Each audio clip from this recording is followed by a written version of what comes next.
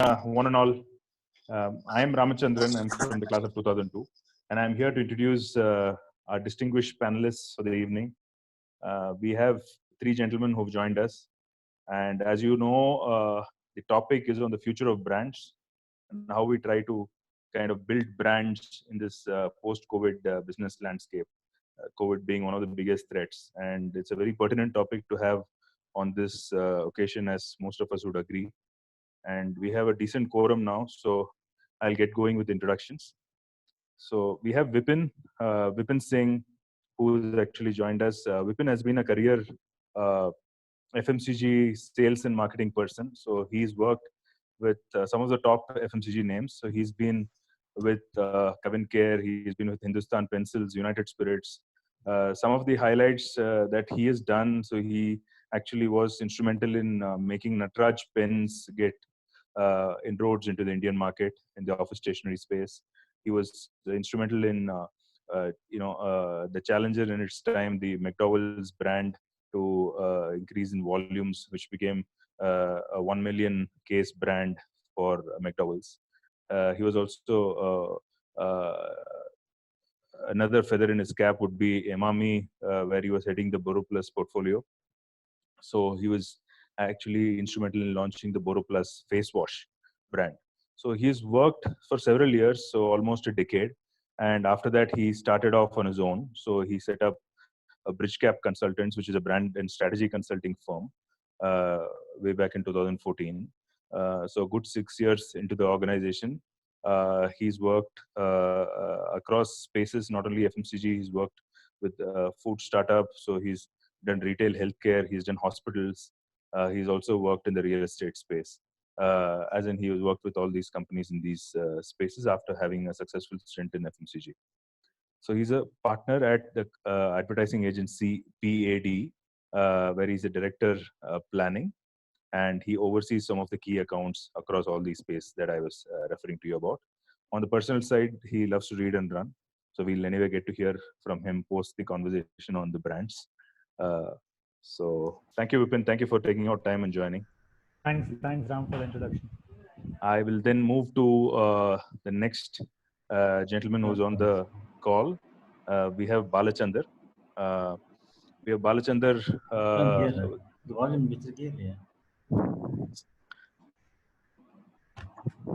I'll also try to be a little louder. So Balachandar is the founder of Wassup Laundry. And Wassup, as we all know, I hope I'm pronouncing it right, Balachandar. So thank you very much for joining us in the first place. So you can also correct me on that pronunciation. So Wassup Laundry is India's pioneer in organized laundry space. I think before Wassup was launched, I think none of us kind of envisaged a category. So Balachandar is credited for having gotten a new category. And some of us were talking about innovation a few days back. I think this is one of those 0 to 1 innovations that Peter Thiel talks about. So we're very happy to have you here. And continuing with Balachandar, so he has about 20 years of retail experience. He's the business transformation expert for retail and consumer business. He's been involved with various brands such as Hidesign, YourStory, Naturals. And he's currently awarded as one of the top 100 retail minds in India by CMA Asia, which is a huge achievement. Congrats to you on that. And he's been given the Dun & Bradstreet Excellence Award. So thank you, Balachandar. Thank you once again for joining us. Just moving on to the next participant, which is our own alumni 87 to 89 batch, Pratap Singh. Pratap is a director at LG Ultra Limited for the consumer business. So before LG, Pratap has been working with Crompton Greaves, BPL, Oneida, and Reliance Communication, and the Future Group. So Pratap, thank you very much again. It's our own fraternity, but thank you for taking out time and joining us to enlighten us. Thanks. Yeah, thanks, Ram. Good evening to everybody. Over to you, gentlemen. So first, Gilbert, how do we, you can just give a small background and then take it forward.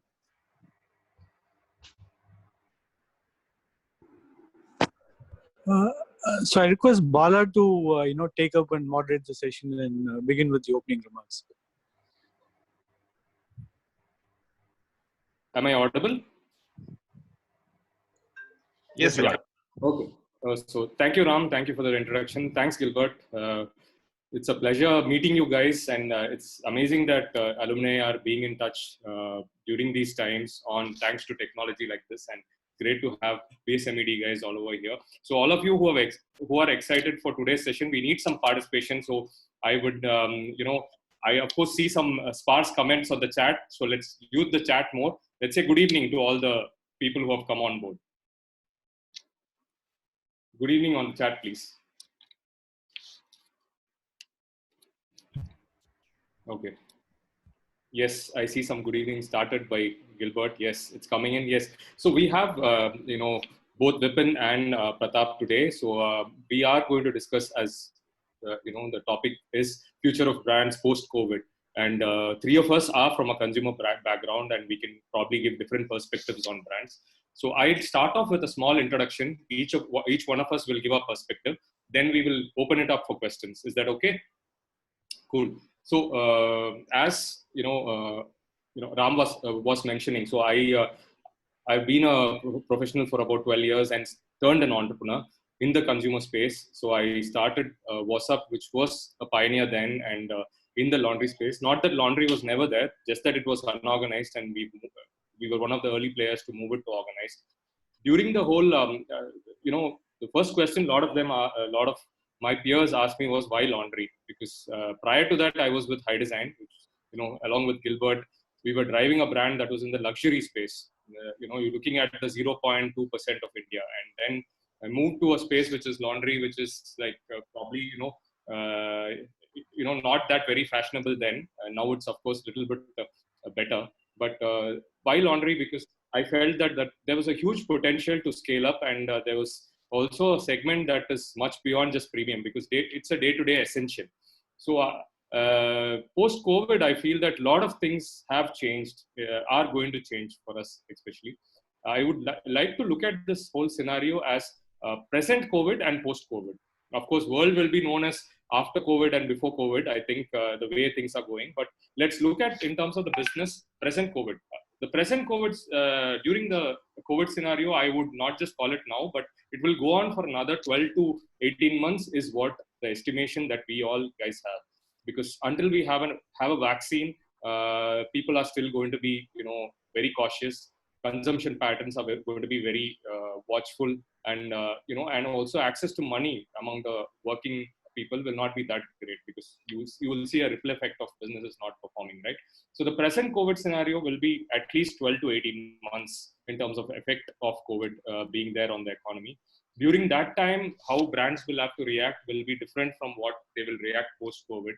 So during that time, definitely consumption will change, digital adoption will increase, share of wallet in what they spend will be highly skewed towards essential and bare necessities, right? And I think we'll all reset our whole thought process, reset our thought process in the sense, reset our thought processes with our families, with our business, with our employers, with money, with our time. So that's personally, I think this COVID is going to leave an indelible mark in our minds as individuals, as businesses, that it will bring a lot of change. This 12 to 18 months is going to bring a lot of change. Post-COVID, of course, once the vaccine is out and we all are back to normal life, I think there'll be a different set of opportunities that will come up. The opportunities will obviously, depend on sector that you are in, depend on, how, what kind of a customer profile that you're targeting. And also in terms of, there will be certain sectors which will grow, there will be certain segments which will actually, probably degrow. So it all, and consumption and trends will change. That's something that we can expect. And even from the consumer side, the share of wallet, what they're spending, like, of course, if they're spending essentials 40%, luxury 20%, 30%, maybe the luxury and aspirational spending will come down. Essentials will go up, maybe savings will come down, maybe we will move to a generation where people don't care about owning stuff, which is already happening with Uber and all the other subscription model based businesses which are happening. But I also see that after having come out of a situation post-COVID, where everybody's life was risk, people will start giving lesser importance to materialistic things, and they'll start giving more importance to living life for the moment. So that will also be a huge effect for marketers and brands, and that's where I think post-COVID will be. As I said, I think the equations will change for different aspects, but I would like to highlight 4-5 aspects where equations will change. The employee-employer relationship will change. No longer work from home will be a taboo. That will become a norm, in fact. So I think we will start measuring people by their output. That's one thing this whole COVID phase will teach us, how to measure people as per their output, right? Rather than coming and spending time at work.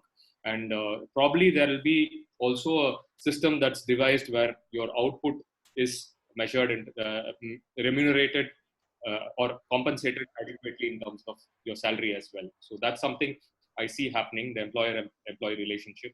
The other thing that's already happening, I mean, proof is the Zoom of Zoom itself, is that we will all have to be digitally ready. I think COVID will do to all of us digitally what demonetization did to people who didn't want to do digital payments. I myself was a victim of demonetization. I never used to do digital payments. I used to carry cash wherever I go. But post demonetization, I don't carry cash. I either use Google Pay, Paytm, or all these UPI new methods of things. So it's very rare to find cash in my wallet now. In fact, I don't have a wallet. I just have 2 cards and my passwords. So I think that's the way we changed post demonetization. Again, with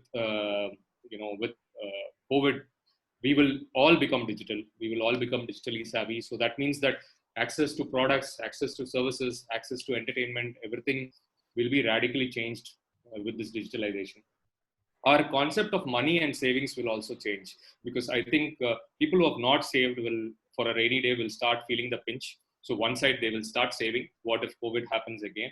And people who have saved a lot will think that, hey, boss, if I'm like basically not going to be there, what is the point in my savings? So I see people reacting in different ways based on their individual experiences post-COVID in terms of their relationship to money and savings. Our concept of time will change, because I think this is a very personal experience for each one of us. I think we'll start valuing time more now, and that's something which will have a huge effect on businesses, shopping, brands, everything. Our concepts of business also will change, how we look at businesses, how we can probably, give value to businesses which are more in terms of being forward thinking, digital and stuff like that. So overall, it will bring about these psychological changes in the equation. In terms of brands, what I see is, brands are itself an aspiration, right? I mean, of course, you can't say Tata Salt is an aspiration. There are brands for basic essential categories, and there are brands for aspiration, and there are brands for luxury.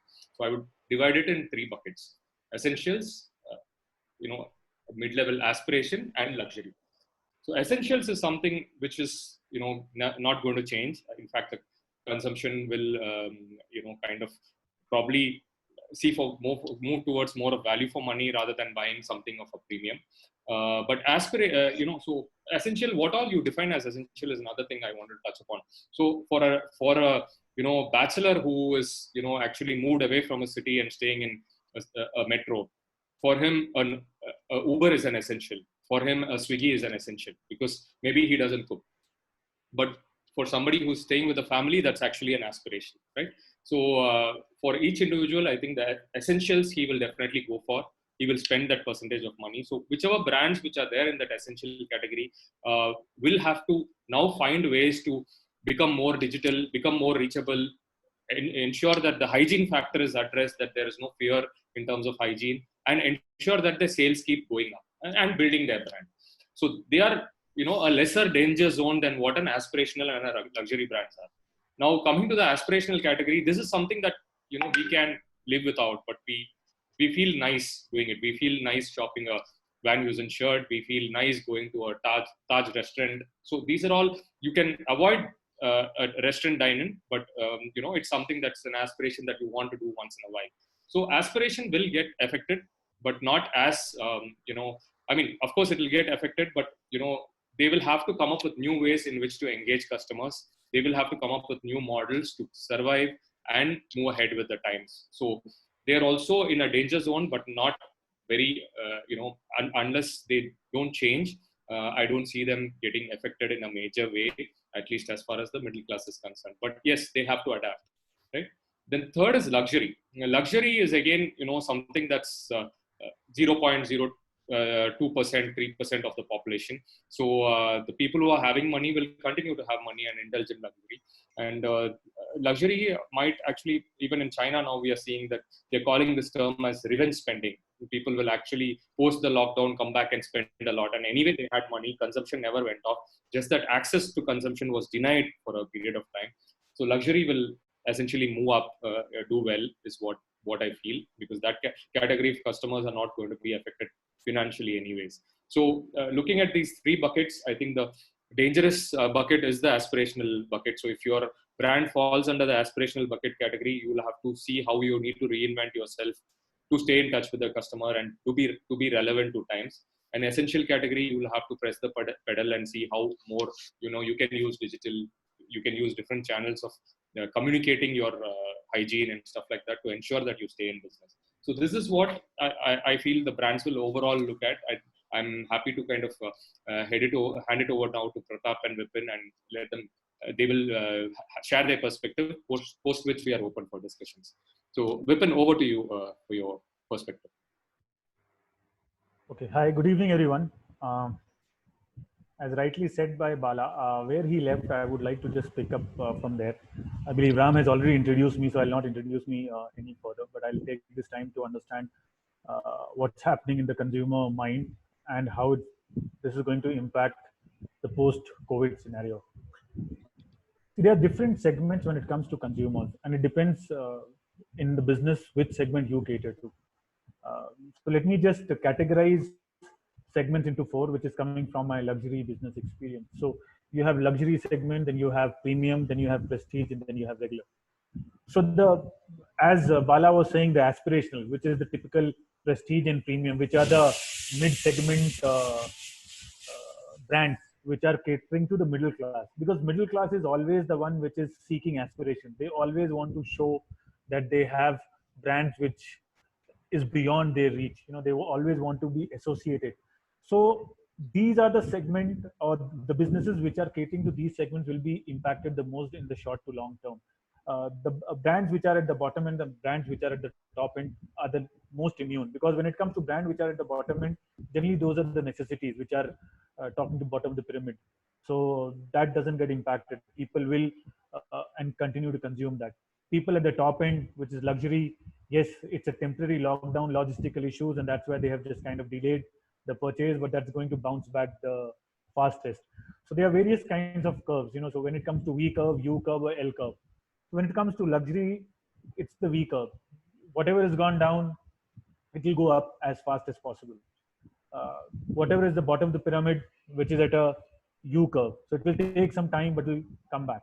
And whatever is the L, which is the middle class segment, is the most doubtful category, because it depends on the consumer sentiments. Again, picking up from the stock market, if you look at the stock market works on sentiments. So right now consumer sentiments are extremely low. Though Indian by nature are resilient, and that's a good part. And so most of us hope that this resilience among the consumer will make us bounce back fast. But as Bala was saying, it's here to impact for some months. He's saying 18 months. I'm much more optimistic a person. I believe, and again, it depends from category to category, industry to industry. Some industry will bounce back within 2 to 3 months, and some industry for a year. So I'm hopeful that things will get normalized within 8 to 12 months. And if May is when we are looking at opening, the lockdown partially opening up, most of the 50% of industry should see the recovery path Diwali onwards. So October, November onwards, when you see the recovery, that might happen. Second, what is happening during Corona is there are industries which are laying off people. There are this was typically an appraisal time, so most of the companies are talking about non-appraisal. So consumer incomes are going to get impacted. The discretionary spends are going to get impacted. So what this will do is, in next 3 to 6 months, it'll and it'll kind of curtail the purchases, and that will again hit economy because income's going down. So sentiment's going down, sentiment's not looking up, income's going down. That is again a bad sign for a consumption-driven economy like we are. Uh, Third is expectation of recovery. Again, India. So Bala has his own views of recovery. I have my own view of recovery, and that's how the consumers are. All consumers are expecting different. Someone think 8 months. Someone will think 12 months. Someone will think 2 months. What this will do, and these are the large segments. So what this will do is going to make people hold back to their what they have. So expectation of recovery, and that's where the government of the central government, the state governments have to play a huge role in terms of driving these consumer sentiments and driving the macroeconomics of the country, where the recovery, the path to recovery is showcased and displayed as fast. And that's, if they are able to play their role well, most of the industries will start uh, upticking faster. But yes, some of the industries are going to be impacted. Travel, F&B. These are the two businesses which are is going to be impacted. How do we, what are the recommendations? What are the solutions that we are looking for when we look at the consumers? How do you innovate? So innovation was always the key when it came to driving growth, but it will become all the more important at this point in time for businesses to innovate as per the consumer segment and business industry they are in. For example, we have a travel client whom we were talking to. So maybe foreign travels are going to be impacted for longer term, but is there a way where the weekend getaways can be done more? So again, the example that I'm quoting is that all the businesses have to look at the business model that they are in, and is there a way to innovate? Going forward, being omni-channel presence is going to be important for the businesses. Gone are the days. So online was always talked about. People were looking at online as an alternate business model, and this, in all likelihood, COVID-19 is fast tracking that online business model. Having said that, people behave differently in an emergency situation versus normal situation. So we should not assume, and uh, we'll be wrong to assume that whatever is happening now, it's going to continue for long. Indian memories are shorter. People will try to get back to their original self as they could, based on the economies around there and around their household. But businesses have to be vigilant. So whichever businesses you are in, next May, June, July, you have to look at how consumers are behaving in your business. You have to look at what is the agility and nimbleness that you show in terms of changing your business model if required. Consumers are going to be very cautious about hygiene. So hygiene and health, these will be two industries which are going to grow and stay. Uh, and people will be willing to pay the premium if you are giving them that hygiene as a credibility. Uh, we work with food startups. So a couple of months back, Swiggy came to one of our food clients and said, we have a Swiggy hygiene mark. It was like ISI mark. So it kind of certifies that your kitchen is hygiene. At that point in time, most of the clients were talking, anyways, we are hygienic, no need to do. But this is a time when everyone is saying, oh, wish we could have done earlier. Now we'll do. So people are going to look at hygiene. People are going to value in terms of the steps that brands are taking towards making hygiene the priority for their businesses. If you're in end consumer business, if you're in F&B business, we need to innovate in terms of less contact. How do we ensure that the consumer reach the product or the service that you are delivering it to the consumer? Can it be less contact? Rather than 3 people, can it be done through 2 person? Can it be done through 1 person? Today, in fact, we were having a conversation with one of the restaurant chain, and we were talking to him that in a normal circumstances when consumer or family comes to the table, we were supposed to give them the menu, and menu is touched by so many. So how do we replace menu which is not touched? And what can we do? How can we innovate in giving menu?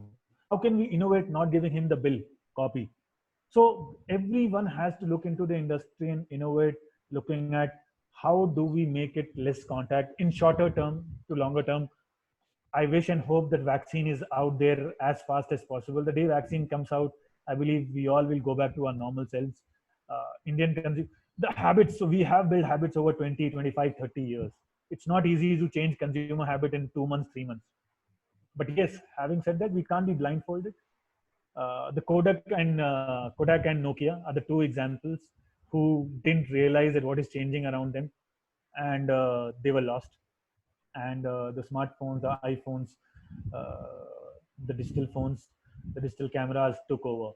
So idea is not to be blindfolded. Idea is to be agile, be receptive, see what's happening, look at what consumers are saying, look at what data is saying for next quarter, May, June, July, because your consumer, your business will be unique. So there's no, so you can look at macroeconomic indicators at a business level that all F&B broadly needs to do this, but based on the kind of brand equity that you have, the kind of location you have, the kind of consumer you're catering to, the solution to your particular business and brand will be yours. So it's very, very important that you innovate, you are receptive, and you are agile. These are the three things that for sure you have to keep in mind while you are moving ahead post Corona. Uh, Specific industries, I can talk across 3, 4 industries, but probably later when we have a Q&A, we can talk about those specific queries regarding a solution to a particular industry. So that's for me, Bala. I think over to Pratap then. Bala, you are on mute. Thanks a lot, Vipin. Beautifully summarized. I think we'll definitely have a debate on how soon we will get back to normal. But yes, I'll come back to you post that. We'll now head over to Mr. Pratap. Pratap, sir, your views. Sure. Thank you, Bala. Thank you, Vipin. Good evening to everybody. Yep. So I would like to quote Seth Godin. He claims that we're not good at predicting future. Okay, he suggests that all of us should just simply concentrate on doing our best and let the future take care of itself. Okay.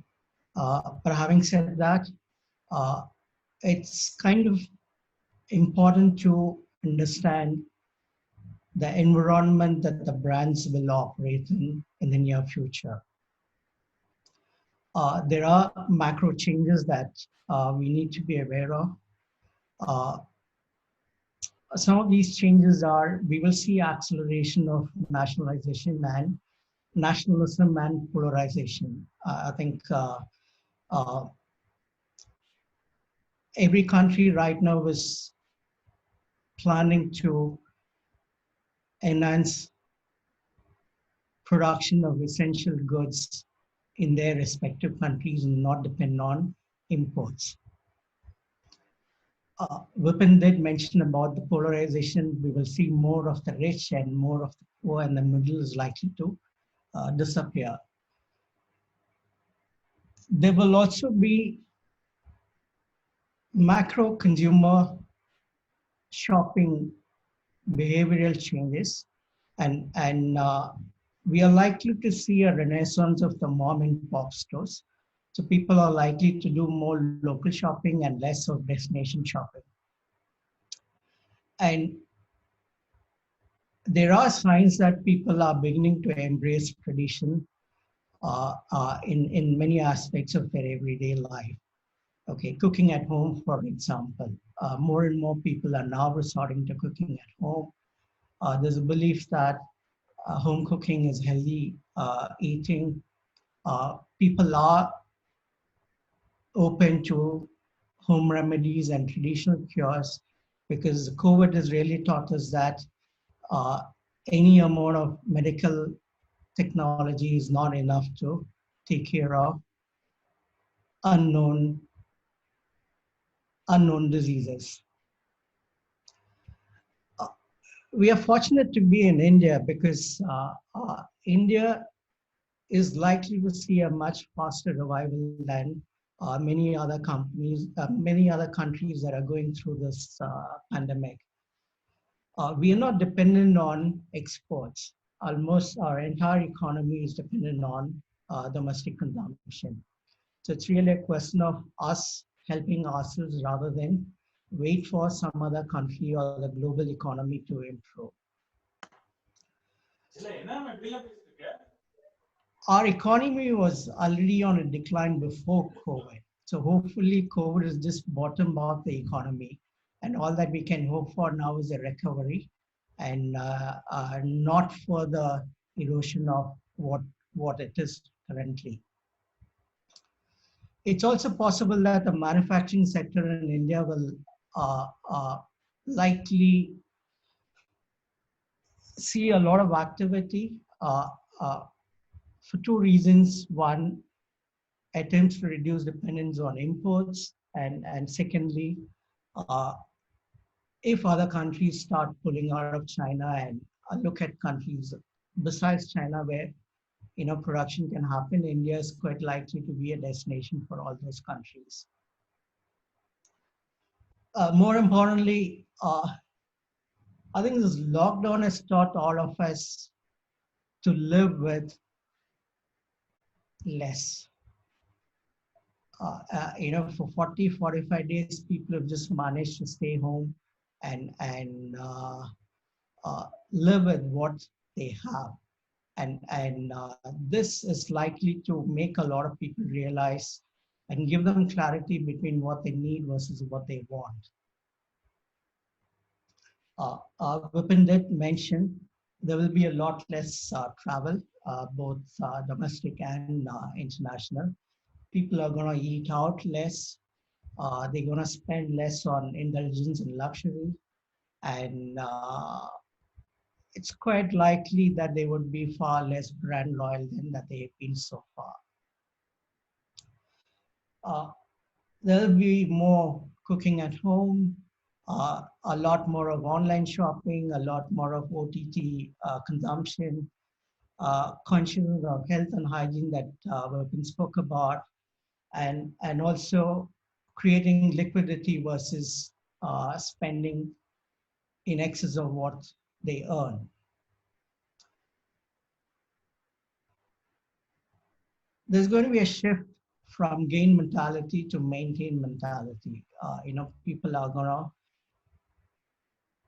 look at more of tried and tested methods and tried and tested brands versus new, novel, and trendy things in both goods and brands.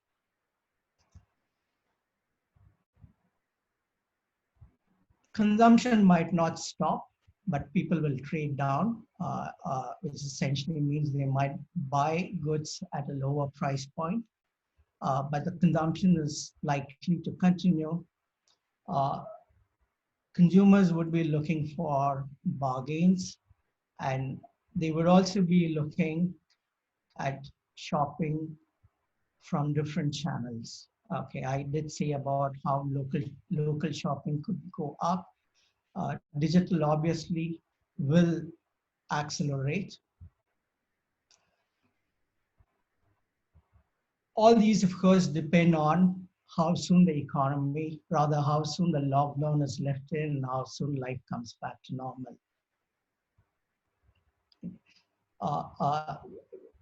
Vipin also said about how we are all creatures of habit.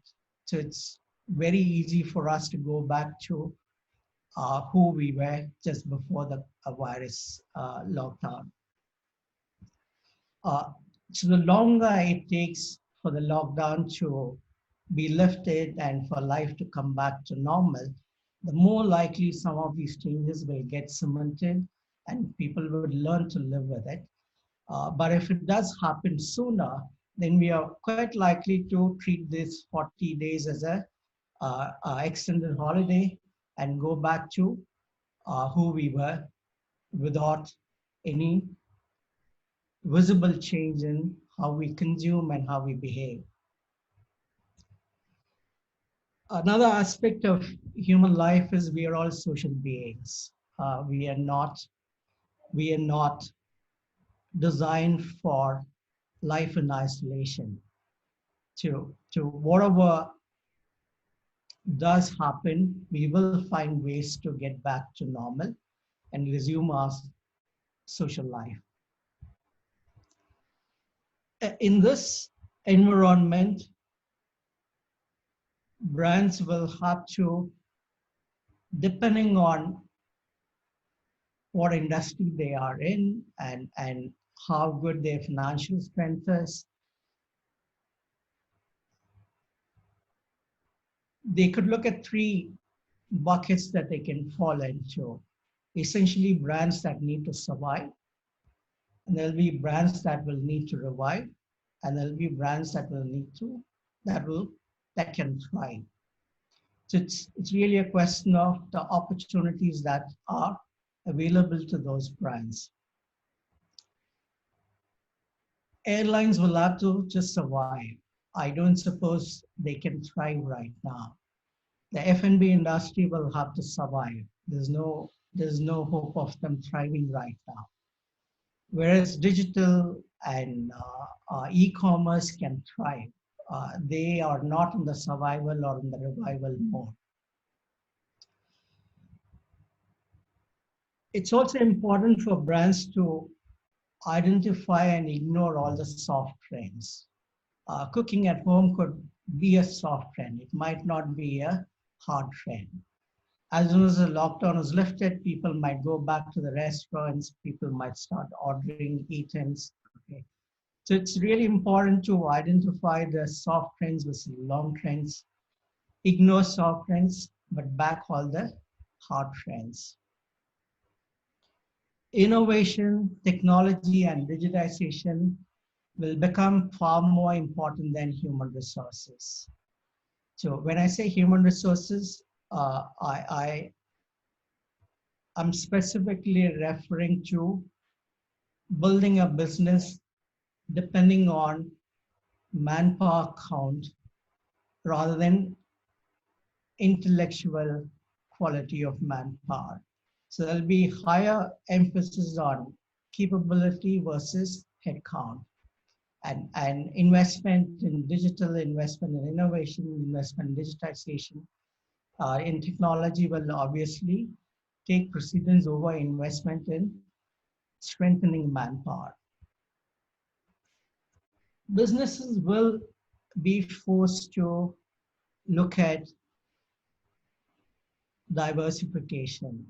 And by diversification, what more can businesses do with assets that they hold right now? I mean, we've been reading, hearing about many brands that have been making ventilators, that have been making face shields, brands that have been making sanitizers. And these are brands that were nowhere in this business earlier. But they've been able to do this with their existing assets. An example is we have been making face shields and providing them to hospitals across the country. Now, we were not in this business earlier, whereas our assets have helped us to, existing assets have provided us an avenue to diversify into products that we did not think of earlier. This is a good opportunity for brands to actually survive and revive at a very short time. Marketing spends are likely to drop. And the extent of drop, of course, is not predictable, but the spends would, prioritization would be done in identifying spends that can be rejected outright, and in identifying spends where it has to be reduced. And then all the reduced spends will, of course, happen after renegotiation. So essentially, brands will have to identify what can be rejected, what can be reduced, and what can be renegotiated. And in doing so, the pattern of spend will also change. It's quite likely that the brands will adopt a continuous bristle versus a downpour, meaning spread your spends over a longer period of time instead of putting all your money into one season. Typically it happens around Diwali and IPL that there's a big downpour of spends, and then for the rest of the year, brands go invisible. That's not likely to happen this time. In terms of the product portfolio and consumer targeting, there will be pressure to become a lot more inclusive and less exclusive. So brands that are in the luxury space might have to either have low price points offerings, or they might have to have a second brand that can talk to a different audience. So the pressure to be inclusive versus being exclusive will be quite high, and brands that have a good cash reserve will resist the temptation, whereas other brands might get tempted and deviate from what the brand has stood uh, uh, for its life. There will also be changes in terms of how brands package and develop goods and solutions. Uh, uh, there would be a lot more focus now on do-it-yourself uh, product design. There would be a lot more focus on remote solutions. So it's very likely that even the current business will have to change and adopt to uh, offerings and solutions that can function, that consumers can use on their own and consumers can have but serviced through remote support. There will obviously be a lot more investment in digital commerce versus physical commerce.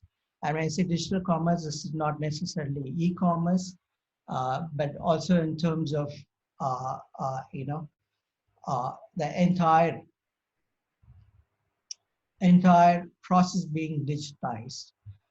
Physical stores could become a lot less of a attraction, and digital commerce is definitely going to be where the investments are likely to happen. A lot of these, of course, as I said earlier, will vary from brand to brand, from industry to industry. But the sentiment overall is at the moment overpowering, and therefore even brands that have cash might tend to hold back, that they do not appear to be extravagant at a time when the consumers are going through a lot of difficulties. Okay. But definitely an opportunity to spend a lot more when your competitors are not likely to do so. So that can be a big advantage, but it needs to be done in a lot less subtle and a lot less sales-oriented communication, but a lot more of value and brand communication. Because people do not want to be pushed into buying right now. So it's better to invest in value creation and brand communication to be sensitive to the consumer more. Essentially, this is how I see the changes unraveling in the next few years. I mean, few months, not years. Hopefully, we don't have to wait that long. Okay. So these are my views on what is likely to happen. Thank you, Pratap. So you beautifully put across. I see you're well researched and prepared for this session. Actually, I think what is a very good takeaway is you will fall under three buckets: either you survive, revive, or thrive. Thank you, Pratap sir. And so I have a few questions to both of you. I'll start with Vipin. So Vipin, you are handling brands with your advertising agency in terms of branding and strategy. So what are the three most important tips that you will give to a brand who's your customer now? in this stage? What will you ask them? You're talking about at this point in time, that is during Corona? Post-COVID, whatever, how do you handle the situation? What are the 3 most important tips that you give? Okay, so one thing is so there are various clients who are just present in one format of distribution. Yeah, so we are looking at businesses and saying, can we be omni-channel presence? So is there a way there where we can sell and reach out to our consumers digitally? Can e-commerce play a role? So that's one. How do we be omni-channel? Second, I think it's very, very important, again, because my expertise is consumer, it's very, very important how do we communicate at this point in time. And Pratap, while concluding, he said very rightly, this is not the point to sell. So at a communication level, we are not telling any of our brands to sell at this point in time. This is the time when we need to show and come together as a community. So I have this master narrative at this time, which I call I to the power of we. What does I to the power of we means? If I have to succeed, I can't succeed individually. People around me have to succeed, and that's the scenario we are in. So how do we ensure that we come together to succeed, and then only I succeed? So I in this case is business, but I can't talk about I, so I have to talk about we. So what as a brand I'm doing for community? So from a communication angle, we are the master narrative that we are following for all the brands are, what can brand do to enable to strengthen community? So what's the actionable for a brand to facilitate this community building? So that's the second thing. And third is we are looking at innovation, saying what new, what next. So as I was giving an example of a restaurant industry. So again, a real estate client of ours,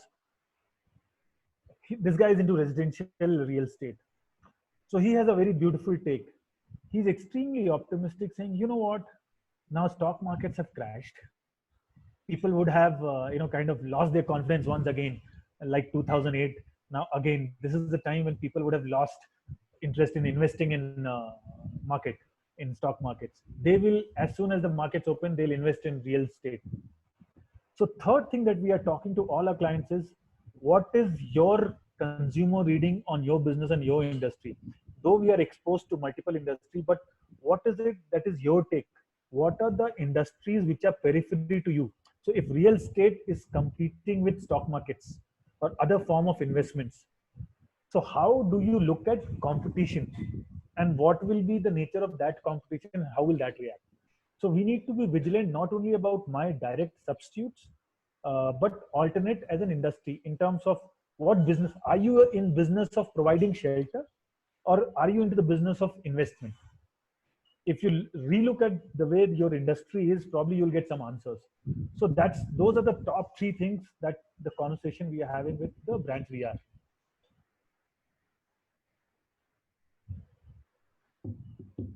Bala, you're on mute. Mute. So thank you, Vipin. Mr. Pratap, I'll come back to you on an important point that you said. So we all know that we need to do brand building because that makes the customers loyal to the particular brand. You made a point saying that brand loyalty itself will decline. Do you foresee that, or can you elaborate on that, please? It's quite likely to decline. Okay, I mean, for 2 reasons. One, I also said that the brands need to be a lot more inclusive. So brands that are not willing to be inclusive are likely to lose out in this time. Okay, because while we all hope that the impact of this on the consumer is not going to be very high, even if it is not very high in terms of earnings and finance, it's quite likely to be very high in terms of sentiment. And people would like to be liquid, and therefore they will look for lower ticket sizes. Okay, so which again is another reason for brands to spend now and remind consumers as to why they still are the brand that they should be trusted and the brand that they should be loyal to. Okay, so these are kind of conflicting scenarios, but in both scenario, if a brand has the cash now, it's best to do it right now. And purely from a media perspective, there's going to be a lot less noise. So your share of expenditure can be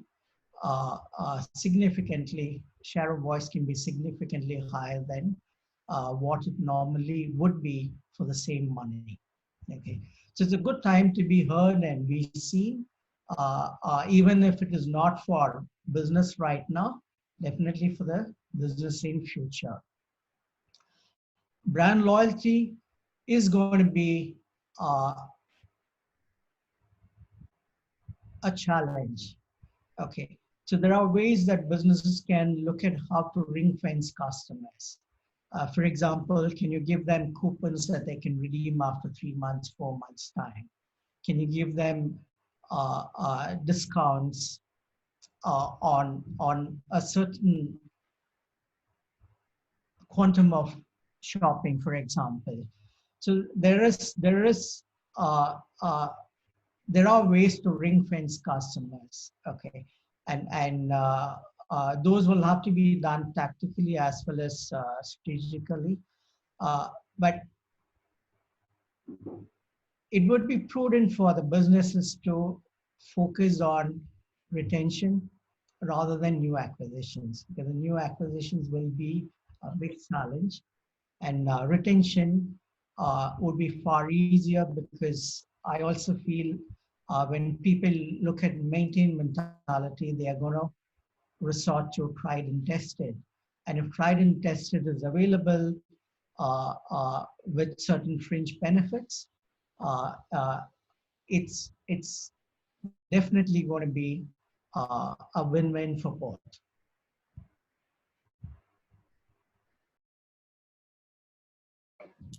Thank you. Before we open up questions for the audience, so I have a small perspective to share. Of course, apart from being an entrepreneur with Wassup, which is in laundry services, I have had the, I would say, good fortune to be on board of 4 largely diverse companies. One is a food brand called Dindigual Thalapakati. You all must be here, must know very well about that brand. They're by far the largest non-veg brand in South India now. Then Naturals, which is again a service chain, which is again an essential activity. And I've also been part of YourStory, which is a media conglomerate. So all the 4 brands have faced different issues during the COVID, and we are reacting in a different way. So I'd like to probably take a couple of minutes to tell you what we are doing. With Wassup, what we are seeing is that there's a huge opportunity where there'll be a set of people who will actually be out of job, but they'll be good people, but they'll be actually out of work. And there'll be a set of people for whom the income would have gone down drastically.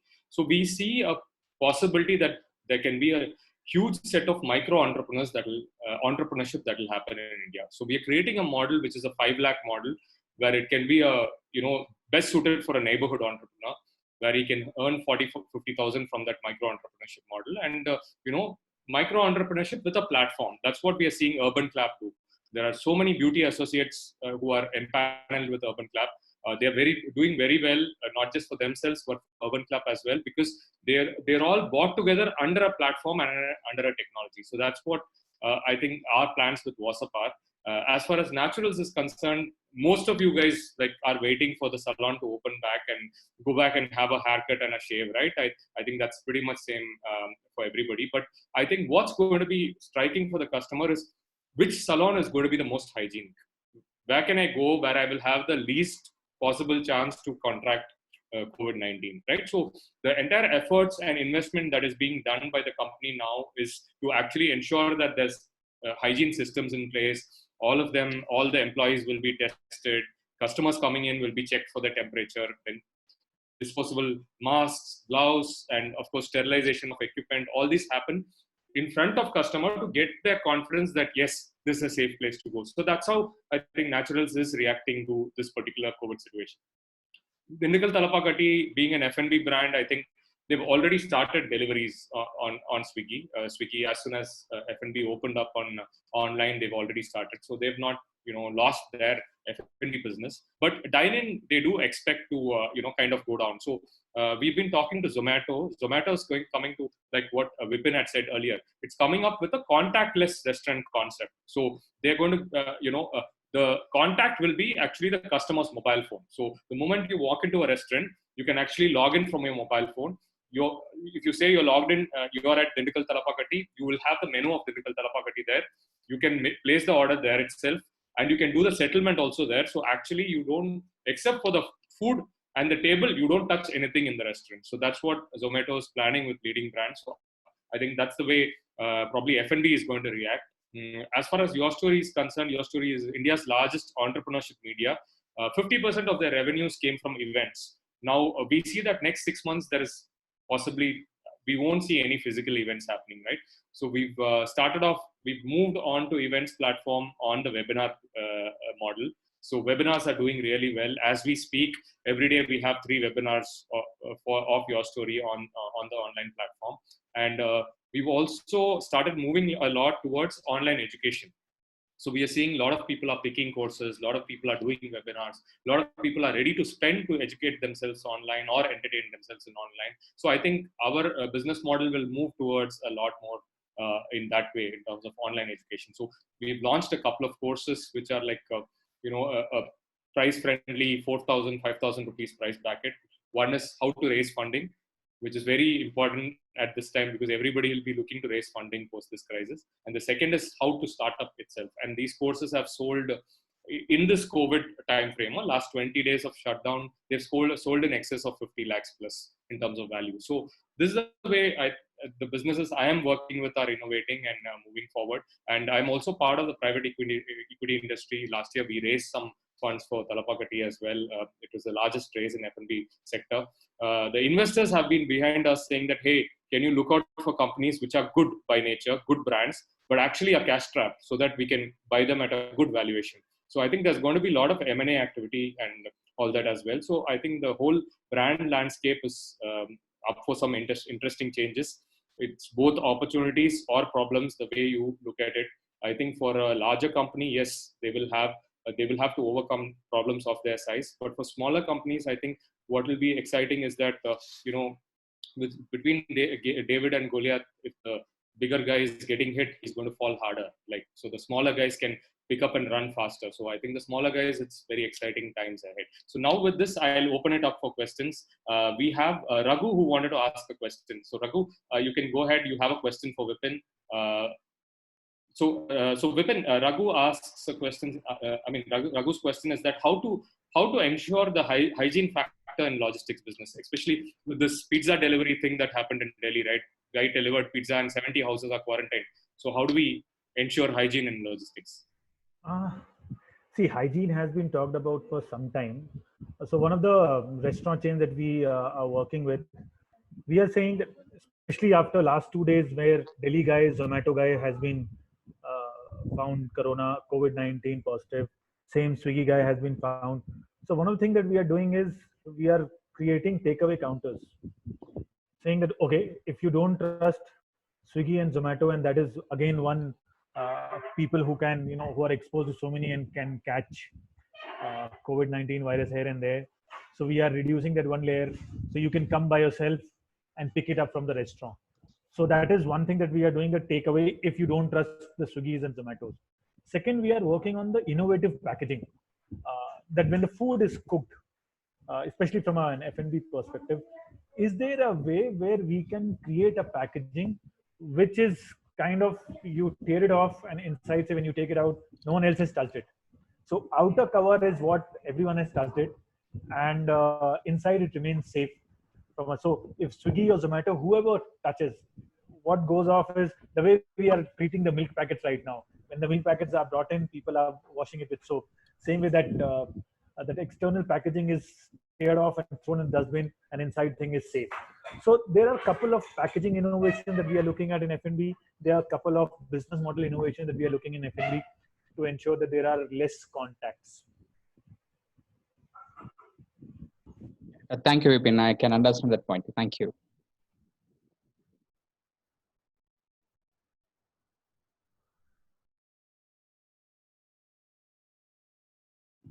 Bala, you are on mute.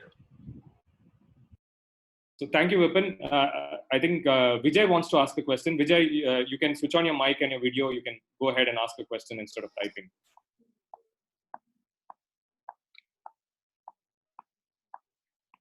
Okay, while he does that, Vijay, I think Vijay has Just a minute. There are two Vijays and Vijay Sarthi.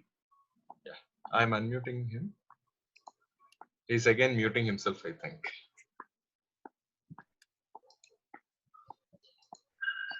Yes, sir. Yeah. Yeah, Vijay. So, Hi, can you hear me? yeah, Vijay, we can hear you. Go ahead with the question. Yeah, Mr. Pratap was talking about being wary of soft trends. Generally, there's a lot of hype on social media and even mainstream media. Everybody's talking about Corona, and each one has his own thesis. So there's a real risk of taking up a soft trend as something which is going to hardcore and planning your business based on that. I was just wondering if he could elaborate on how he sees all these hyper communication, and how do you understand a trend as being either soft or something real, more realistic?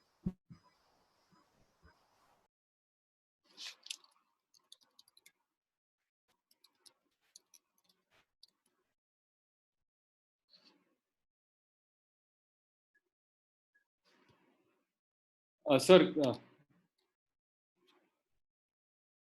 Can you hear me? yeah. Yeah. Yeah. Only when we start seeing behavioral changes can we start giving seriousness to soft trends. Okay, because the soft trends typically are a reaction to something else. So it's triggered by a certain event, and when moment the event passes, the soft trends tend to reduce, okay, or tend to go away completely. So what we need is for the lockdown to be lifted, and then kind of test whether these soft trends will become hard, or will they disappear completely. Okay, my personal opinion of this is, to a certain section of consumers, these soft trends will become a hard trend. And to most of them, it might not. They would just go back to what it used to be. Now, as an example, many of us have now learned to manage the house without maids. Okay, so is this likely to continue, or will it revert back to having maids after the lockdown is lifted? Okay, so I suspect a certain percentage of the households will continue to manage it on their own without depending on a maid. Okay, now the soft trends would become hard for one section of consumers, and for the rest, it would take much longer and a far more severe personal experience for them to convert into a new lifestyle. Okay, there is no way to do a research and quantify this, so this has to come more through observation and what we see around us, and what we see in terms of impact on our business and other businesses. Okay, so I don't know if we have sufficiently clarified this to you. Okay, but this is something that you will have to wait and keep tweaking depending on how it progresses. If it disappears, there's no problem. But if it shows signs of it becoming more and more of a hard trend, and the hard trend will have to be from, has to be adopted by more number of people for it to impact your business. And if it's just a few of them, and if it's ignorable, then the businesses will ignore them. Okay, but it's quite likely now that a lot of consumers would have learned to do things very differently. Cooking at home, managing the household chores without a maid. 45 days, I'm sure a lot of them might not have had, would not have consumed liquor for two reasons. One, liquor is not available, and the other is, there are many that I know who do not drink at home. So if you managed to stay away from liquor for 40 days, why not forever? So these are some of these behavioral changes that we will have to wait and watch how they would change after the lockdown is lifted. And then if it does not change, then we will have to take a lot more serious note of these trends. So, Nanda, you had a question. Please go ahead, please.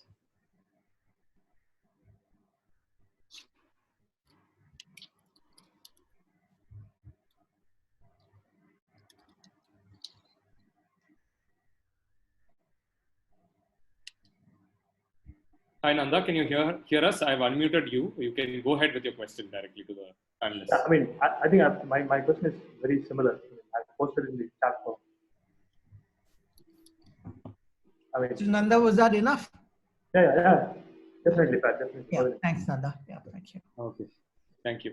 Shankara, Mr. Shankara, yes, you can go ahead with your question. Hi, Bala. Bala, it was a wonderful presentation. Bala, Pratap, and Vipin, it was very nice, and it gave a different perspective. Bala, your Wassup is B2C or B2B business, Bala? It's into the laundry. We're currently completely into B2C, Shankar. Okay. We started as a B2B. Okay.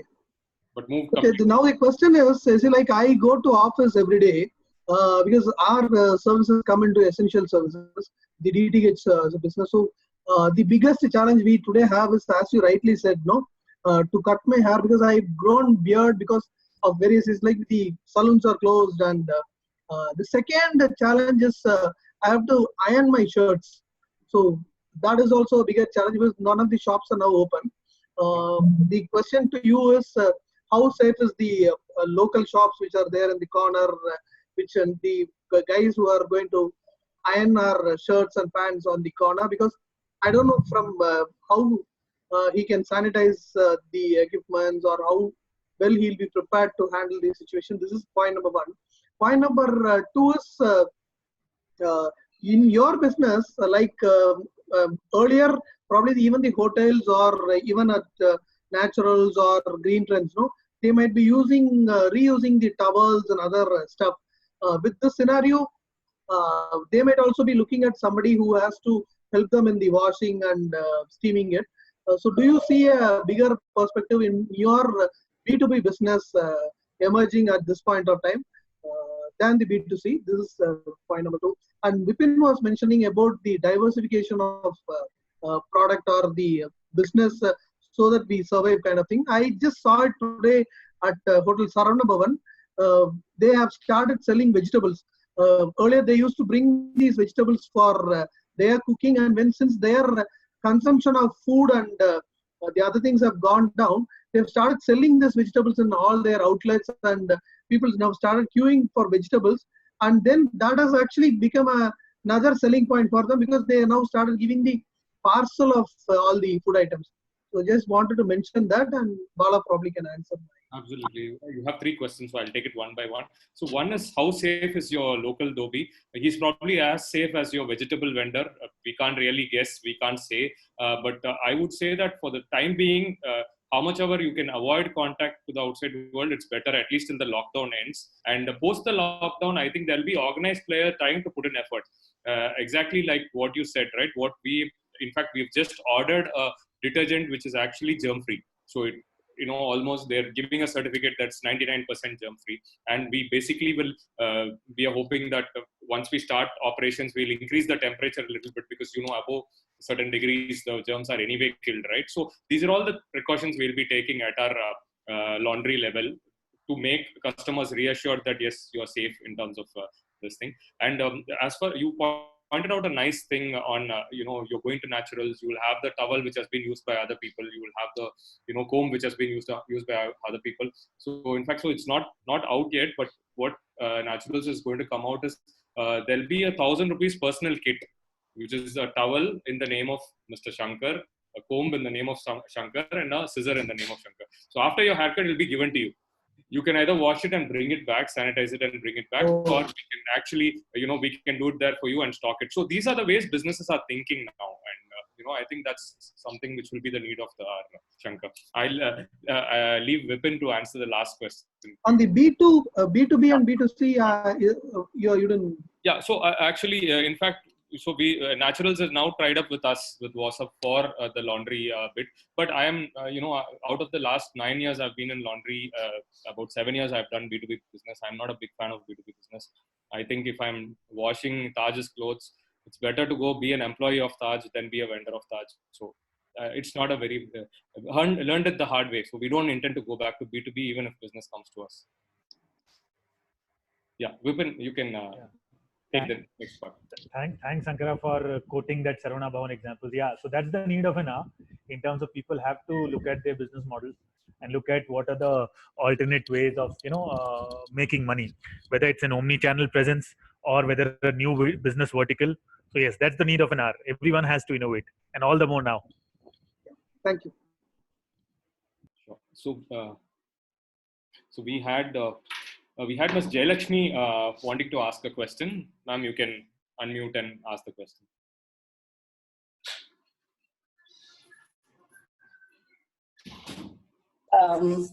Hello. Hello. Yes, hello. Yes, ma'am. Yeah, I already typed the question actually.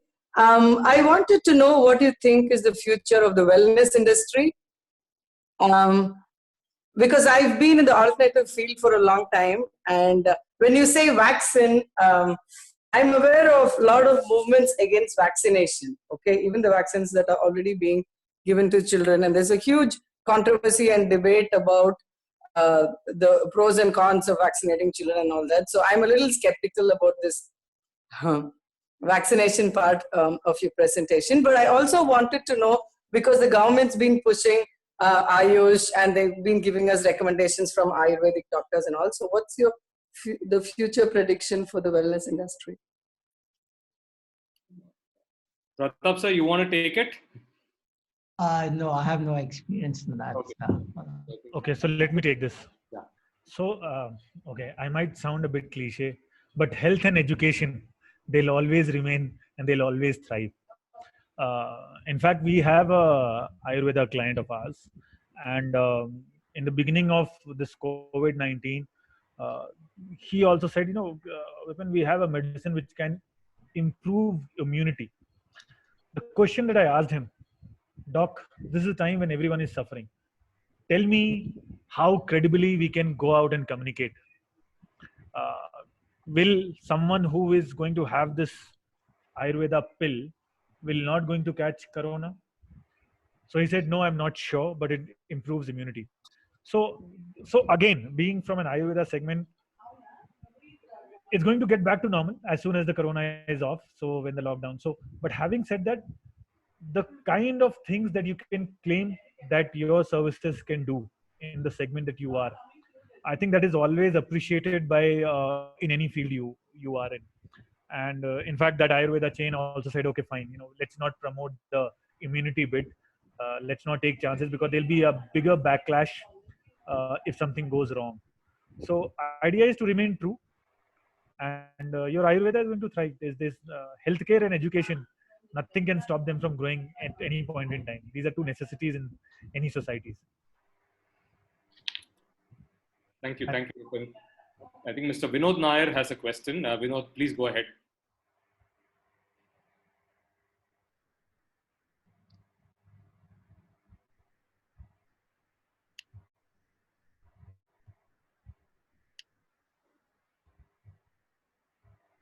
Vinod,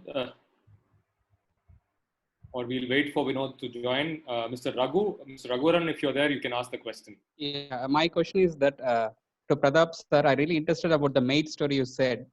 So I'm just curious about a business. If we organize any maid business, like a organized maid service after this COVID scenario, will it be a helpful business, like to the customers, or it be a thriving business in future? Like instead of today, we have the maids are coming to our home. Now they also will find some kind of job cut. So if any business area that will make this as an organized business, will it thrive? That's my question.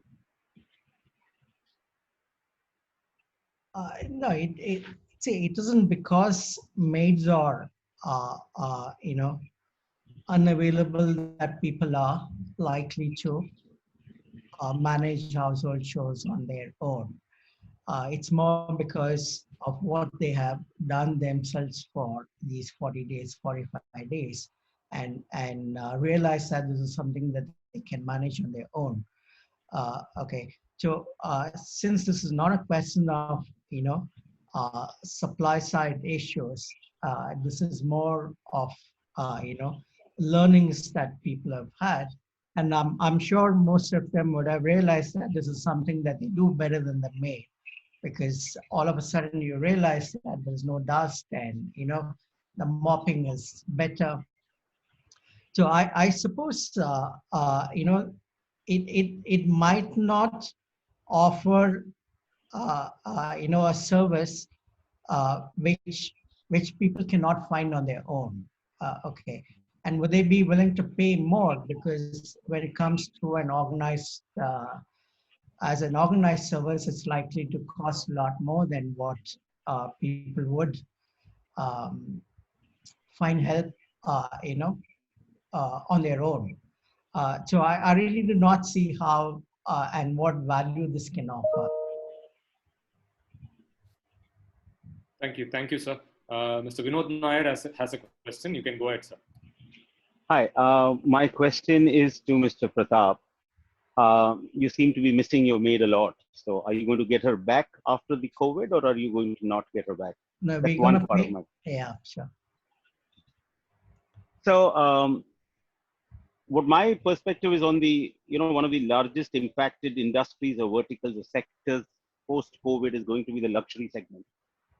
So the luxury segment, with people getting tighter in their spending, thinking about keeping liquidity as more important to themselves than to spend, the luxury industry seems to be gearing up to actually reduce its prices. And suddenly you may find a Louis Vuitton, maybe your maid will walk in with a Louis Vuitton bag. So how do you see the perspective for that industry in post-COVID, and what do you think they should be doing? Hey, Avinath. Hi. All right. So, see, I do believe that markets at two extremes will continue to will continue to do well. Okay. While yes, there would be a lot more pressure on luxury brands.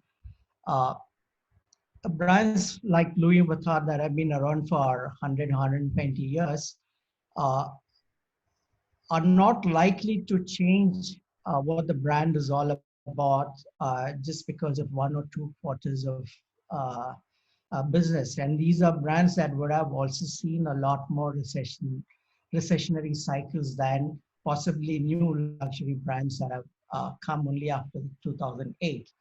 So I really would expect, and I'm sure most of them would, is not dilute the brand value, but kind of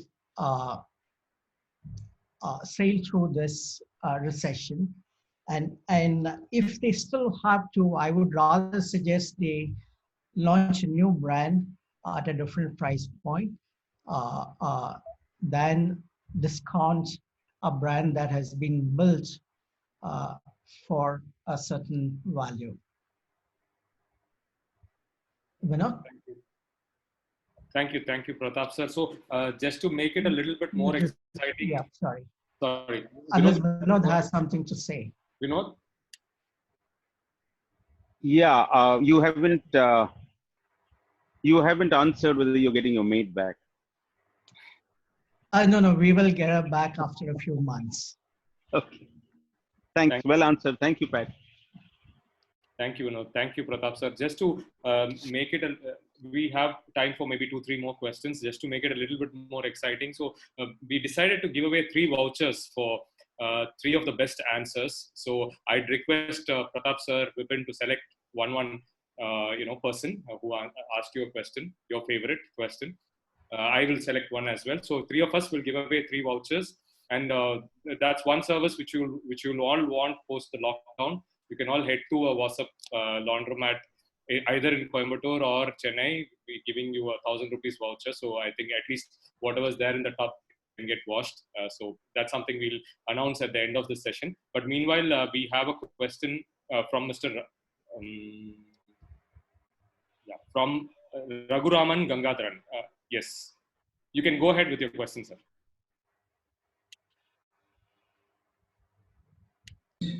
Unmute, yeah.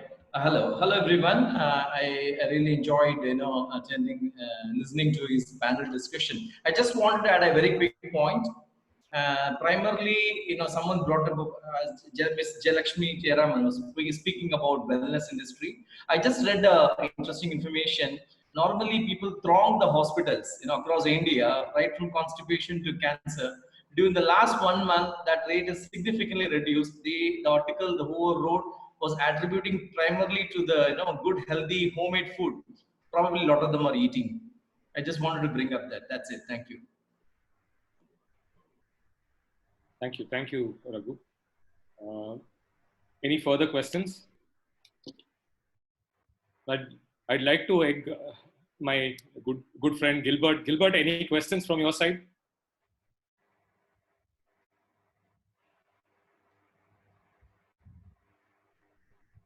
Gilbert is known to ask difficult questions, so Gilbert, looking forward to your question.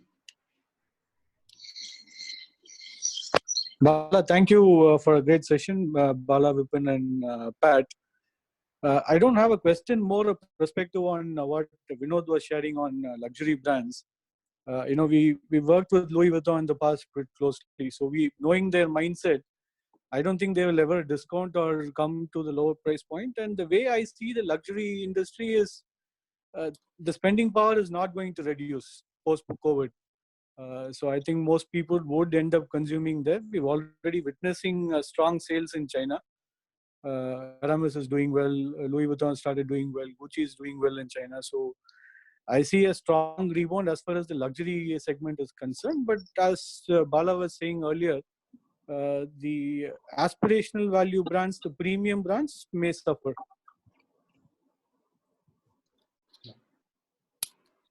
So, Gilbert, I have a question for you. Gilbert, let me just add to that. Louis Vuitton has reported a 20%, 15 to 20% lower revenue in the first quarter. The first quarter is only 1 month of the COVID lockdown.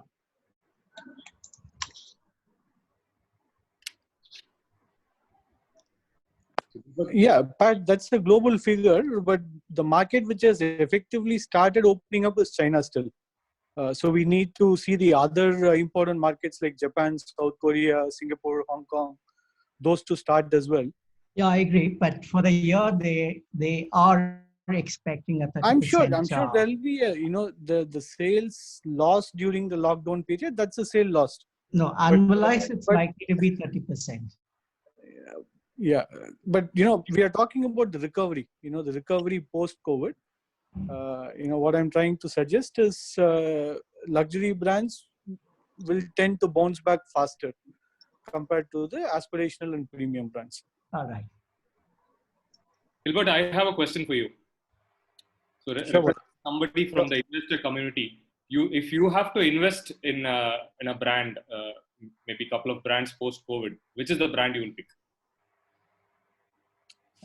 See, one, as an investor, what we are looking at is we are only looking at topping up existing investments.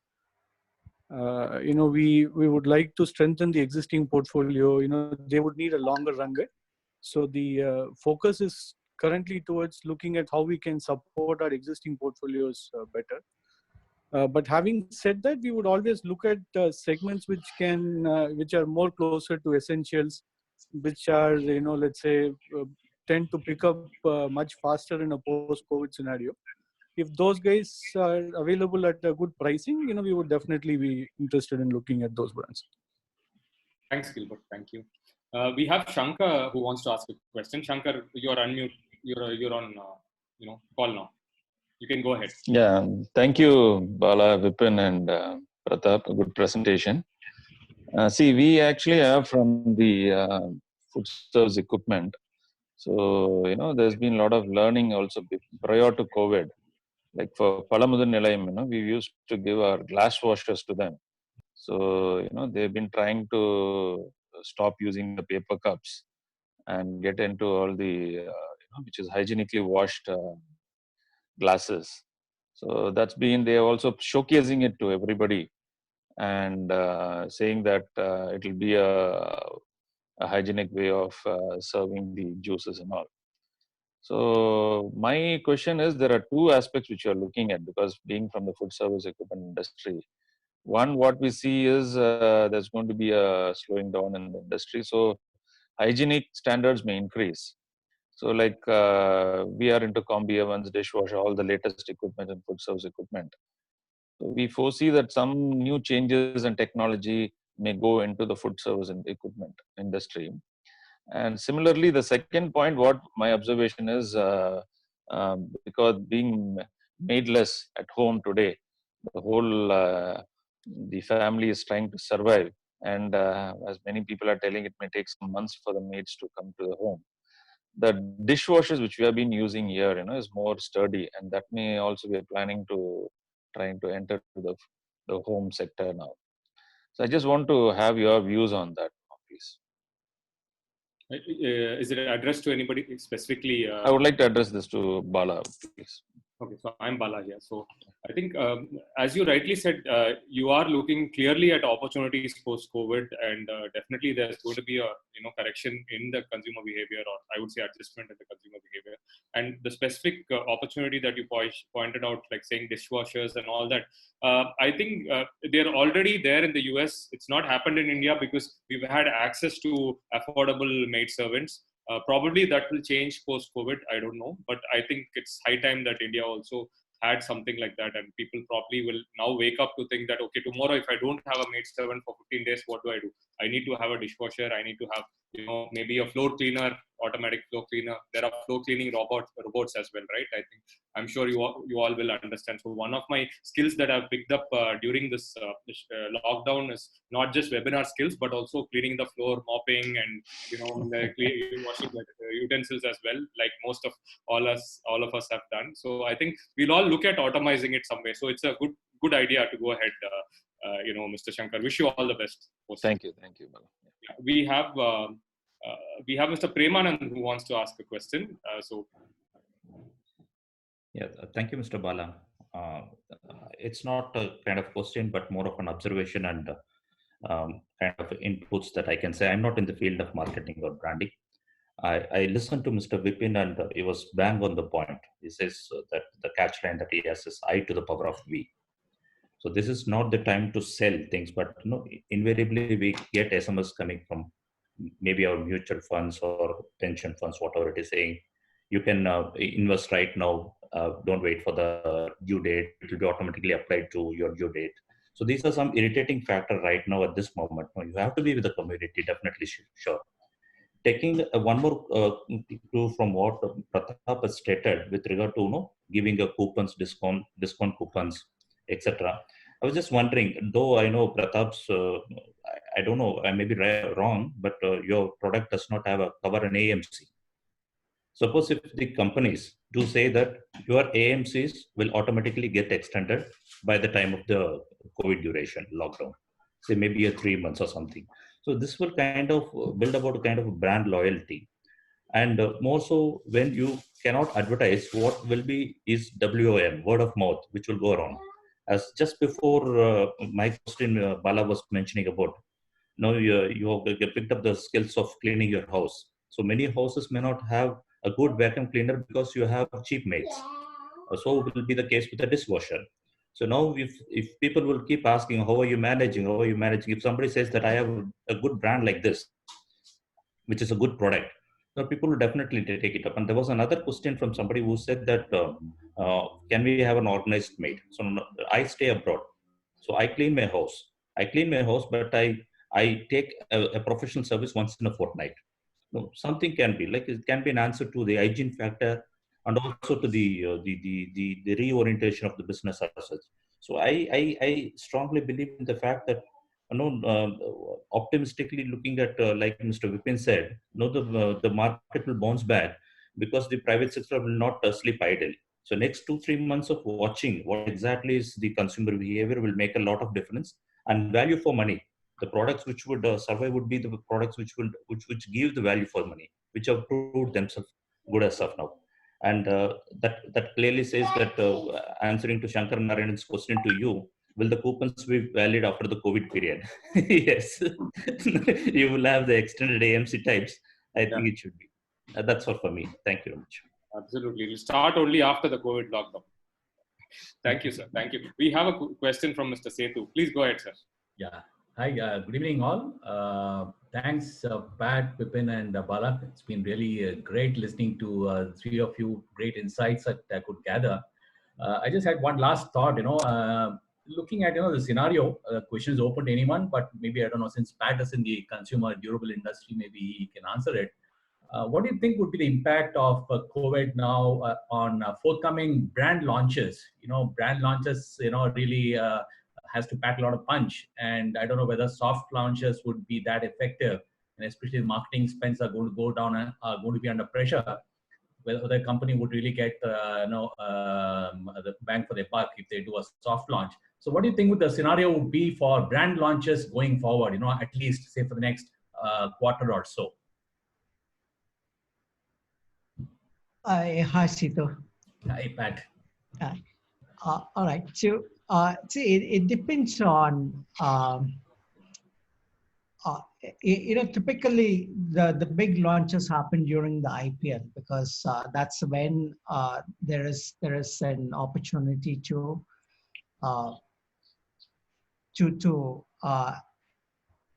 spend big and be visible to a large audience. Okay, but that's not going to happen right now.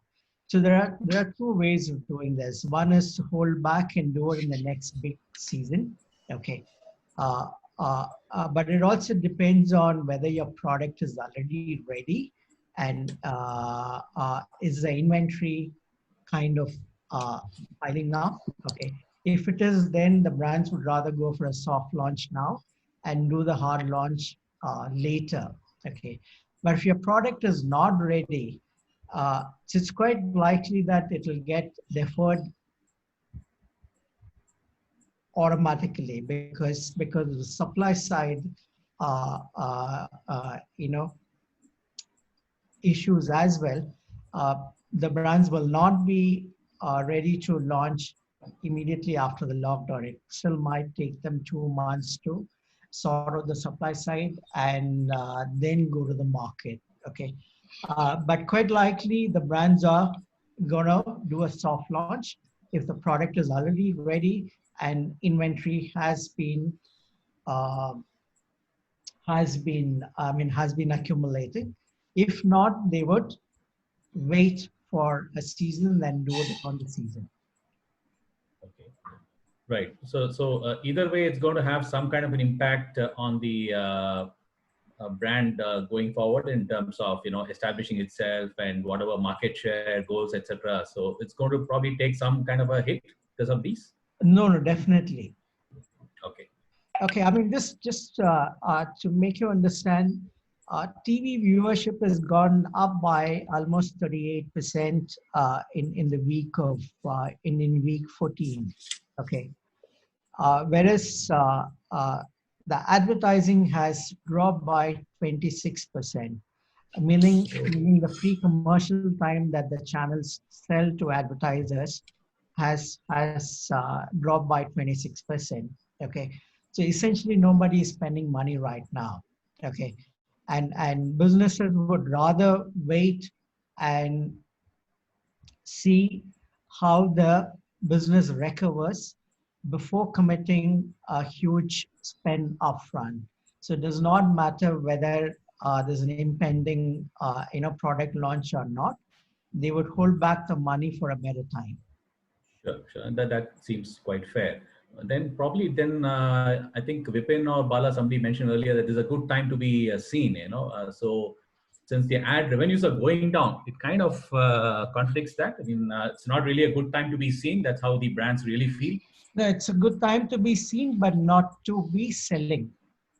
Oh, I see. Okay. Oh, sorry. I understood it as not good time to be. It's a good time to be seen too. Okay. Yeah. There was an interesting ad which I wanted to point out. Which was I forget the name of the brand, but this got viral on social media. The brand gave out an ad saying that, "Hey, hope you guys are doing well. Just to let you know that your favorite service providers, because I think they were in a restaurant service, have been paid full salaries last month during shutdown, and we are looking forward to seeing you soon post the shutdown." So this communicated a lot, So I think you don't have to sell, but you just have to communicate to them. Okay. Right. Thanks, guys. Thanks, Pat. Probably I'll add a line in terms of when you're talking about launches. So there are always two perspectives to launches, and it depends what innovation you're launching. Is that product that you're launching is going to enable the situation that they are in? So that depends.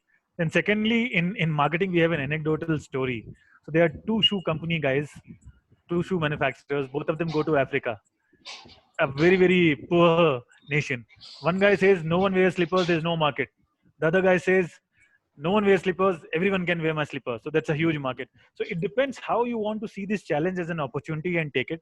But yes, in terms of what you are launching and what it does to your brand at this point in time, whether it adds value and help you sell, because at the end of the day, there's always revenue pressures on the company to drive. No matter how much community we talk, at the end of the day, numbers and revenues have to be done. So it depends how you go about launching and what it adds to the community. Thanks, Vipin. Thanks for adding. And Shankar has something to say on the TV revenue. Shankar, go ahead, please. Thanks, Bala. Pratap, just to add up to what you've said, yes, the revenues on advertisements have gone down for most of the television broadcasting companies. But what has gone up is the subscription revenue. Since the viewing is increased and the subscription revenue that comes through the DTH companies as well as others have gone up.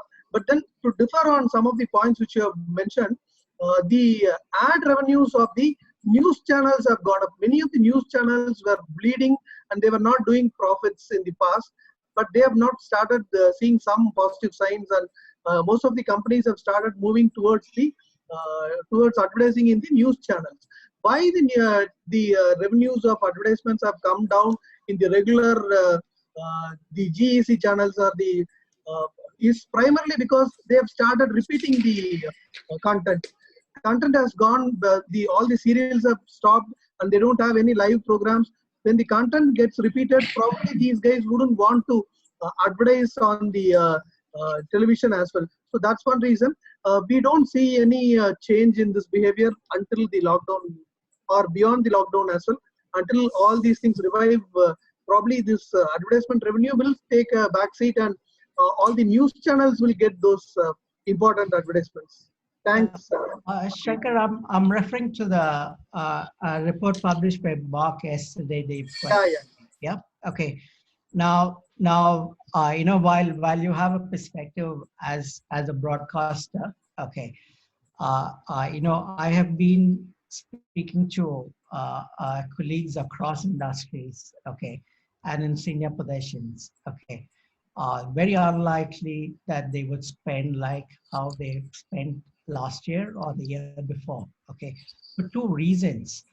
All of them have already recast their P&L for the year, okay, because March, 15 days were lost, okay, one full month of April has been lost, and even if the lockdown does get lifted on 3rd or 4th of May, okay, for businesses to come back to normal with 25%, 30% capacity, okay, for that level of business, nobody's going to spend money, okay.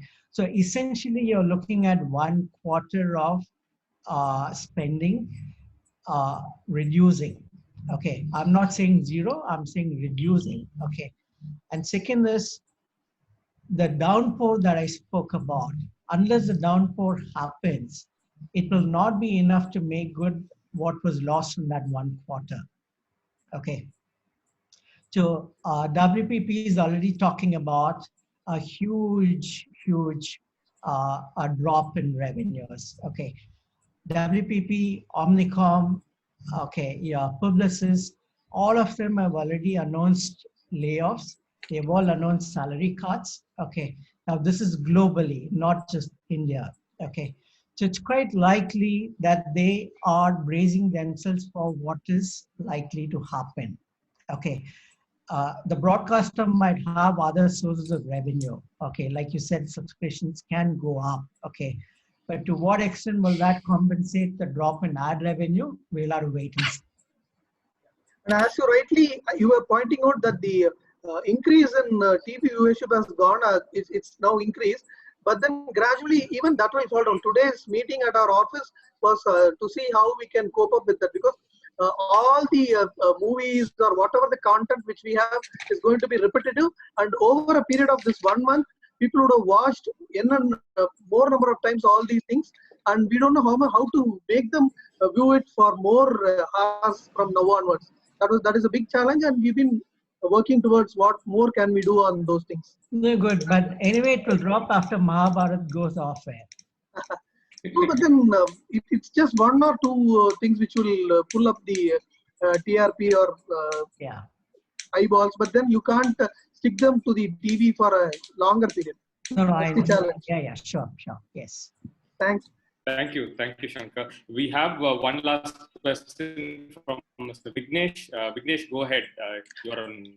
Yes, sir. I have a quick question to Mr. Vipin, who is in the same industry. Hi, Mr. Vipin. Hi, Vignesh. Yeah, I'm in the business of brand consulting and designing in Coimbatore. I can see most of my clients are confused and reluctant to spend or commit us the yearly contracts at this part of time. The regular projects like packaging design projects or social media marketing. Can you throw some points and your view and industry people's view on the plans for the future? Like how are you going to manage fund flow projects, remote working, which is going to be a huge challenge for in the creative industry. How are you going to manage that? You asked me 2 queries. First, yes, in terms of people are susceptible, people are skeptical. The clients, some of the clients for which we have also have put us on hold, saying that so F&B clients have said let Corona go off and we'll come back. Yeah. Some of them have said we don't know whether we are going to come back because we are running in losses. So that that sense of doubt prevails everywhere. Luckily, we have a portfolio where we had retail clients, we have OTT clients, and we are able to manage and survive with our cash flows.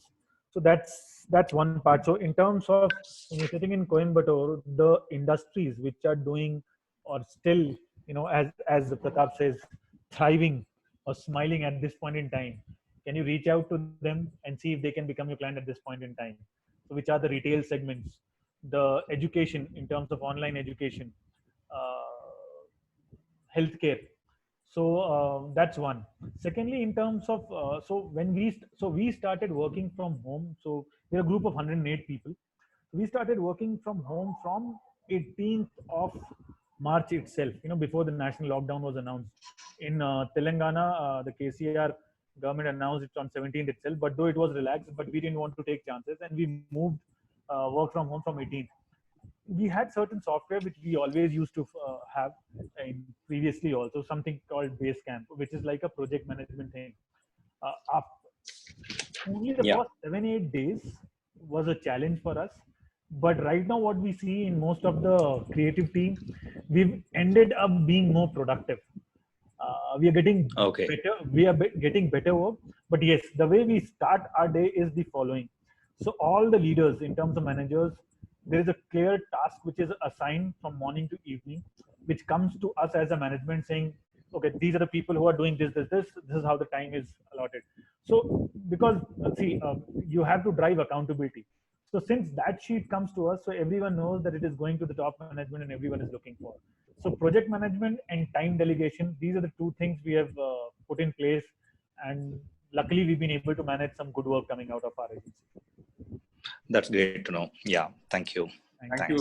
Thanks, Vignesh. I would like to add something to your question, Vignesh. So I think, one thing that we are going to do is we are going to see the gig economy thrive. I personally believe that in a product or a services company, anybody who's not directly responsible for creating that product or service will be outsourced. So, finance head will be outsourced, marketing head will be outsourced, and they'll all be working for multiple. So you don't need a full-time marketing head. You don't need a full-time CFO. Yeah, that's true. That's true. So this will also bring across a large gig economy, because what will happen is, so I'll tell you from a retailer perspective, right? Retail, we can't work out of home, unfortunately. We have to work at the store. So for retailers, what's happened across the board is, I think we are going in for a rejig in salaries. We are trying to see where we can make people as consultants so that they are also going to get engaged with one or two other companies and try to make up for that lost salary. So this is, in a whole, going to maybe result in a gig economy much larger than what it was earlier. So that's where we see it going. Yeah. So I think that's a great. That's a great point. Yeah, even we can explore on that. Absolutely, and we all might be at the end of the day much more productive than what we were earlier. That's great to know. Yeah, thank you. Thanks. Thank you, Vignesh. I think. Thanks for the fantastic presentations. Thank you, Vignesh. Pleasure is ours, and I'll leave Mr. Pratap and Mr. Vipin with final notes before we wrap up the session. And of course, Mr. Vipin and Mr. Pratap, the nation wants to know whom you have selected for the voucher gift, right? So you can tell that as well, and I'll also tell you my winner. Mr. Pratap, you can go. Yes, my gift is to Vijay Sarthi. Vijay. Okay. Vijay Sarthi, here it goes. So I'll need your number. I'll WhatsApp you a voucher. So post the lockdown getting over, you can walk over to our store and redeem your voucher. Vijay Sarthi, my number is here. I'm putting it on the chat window. Sorry, 1 second.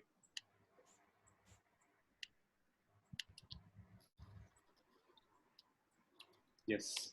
So you can either WhatsApp me on my number or just give me your number here. I will note it down and I'll send the voucher to you on WhatsApp. So Vipin, who's your lucky winner? The first question which was asked on logistics, on the food, how does a logistic, food logistic can take care? So you had the name here.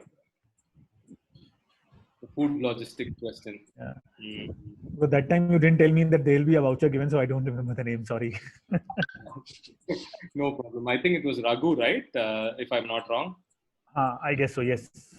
So, Mr. Raghu, please leave your number as well. I'll send you a WhatsApp of mine too. Yes, it was Raghuvaran. So Raghuvaran and Vijay Sarthi, please leave your numbers. So I have chosen my winner as well. So both of them have same names. So it's a tie between Shankar and Shankar. But I thought I will give it to one Shankar and give another gift to another Shankar. So Shankar SM. I liked your question as well, but I have decided that I'll buy your dishwasher when you get it out in the market. I definitely need one, sir. So I'll probably be your first customer for your dishwasher once you get it out in the market. And Shankara Narayan, you bombarded us with 3 questions. So the voucher from my side is to you. So great participation. So I hope all of you guys liked this session. You spent a couple of hours. I hope it was fruitful. I would like somebody from the organizing team to take over from here and end the session. I think there was a vote of thanks. So please take over. It's through with me here. Thanks, guys. Stay safe during COVID. Thanks a lot. All the best. Yeah. Can we ask Mani sir to sum it up?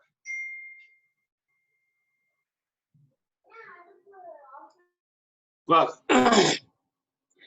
what's fascinating is that Shankar's managed to sell a dishwasher before its launch. So I think this is what Bala's been talking talking about as a soft launch. So Prego dishwasher has been, for the domestic market, has been softly launched by SM Shankar. So that calls for a treat for everybody. So let me just take it very lightly. I'll go by the whole procedure. I should thank Gilbert for having put together this team and having given us insights on how exactly brands think or how exactly brands try and bring things from different perspectives. So you got brand consultants, people working in the media space. You had insights into how exactly a brand like LG Ultra might think. So in all, it became a fantastic mosaic, especially during the COVID session. So we're now looking at what might happen post-COVID. As Bala rightly started, the world will talk about pre-COVID and post-COVID. Do brands survive? What happens to ad spends? How does companies find a way to keep their existing customers afloat, find new customers? So quite a lot of interesting insights coming in from all perspectives. So I'll take the opportunity to thank Bala for having opened up the session and having anchored till the end.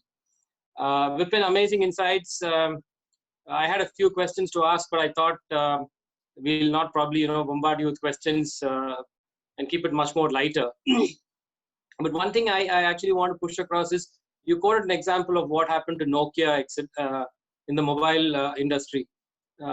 What's been fascinating to me is nobody actually walked into the doors of Apple and asked them what happened to your creativity and innovativeness. While companies like OnePlus or Oppo or Huawei is beating them left, center, right, Apple seems to have lost its golden touch. So I was actually looking at trying to drive across and build a debate on that. I thought we'll probably try to find time for that a little later. Another classic question that I wanted to ask the panelists was, is this going to be the end of the road for a unicorn that came out of India, Oyo? A lot of talk has been going about it. People have just written that it's nothing more than a dignified real estate company. So from being Soam's golden-eyed boy to what he is today, and for the fact that the hospitality industry seems to be looking at a nosedive post-COVID. So I was actually trying to find a way to get into that debate. We'll probably keep that for another time, a much more serious session where students are also involved so they get better insights. So thanks, Vipin. Pat's an insider, so not much to dig deeper. Pat, wonderful having you always. Thanks for your insights. Thank you, Let's Mani. try and see how much more LG Ultra benefits from your role there as their director marketing. Thanks, Mani. And to sum it all, thanks for the entire team which actually had their questions, and the entire BSMED fraternity that actually logs in at 6:30 or 7, whatever time we say. Thanks a lot, guys. Good night.